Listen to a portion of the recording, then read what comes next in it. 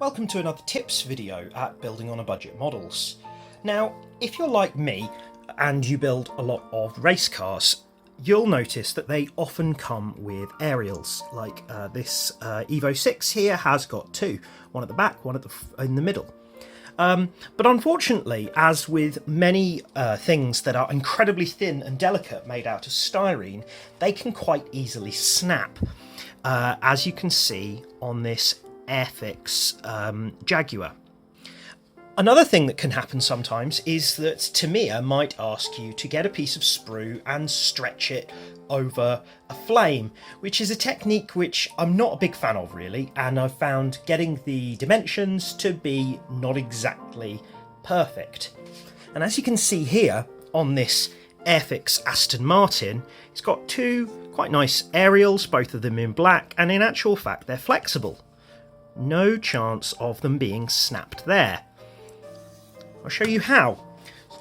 When you buy clothing, it often comes with a label like this.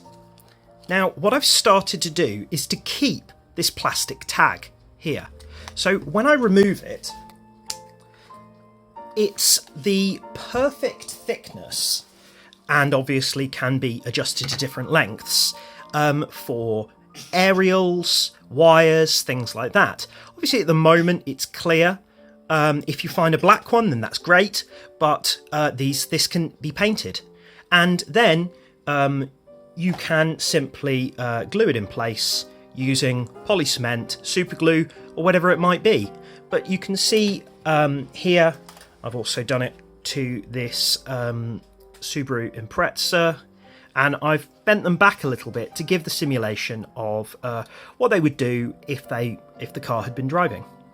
Anyway, there we are, a very simple tip on replacing the styrene aerials on your cars. And obviously this kind of plastic tag you can use for wires in the engine, in the cockpit of racing cars. It's really versatile. Just, keep hold of it and find how you can use it.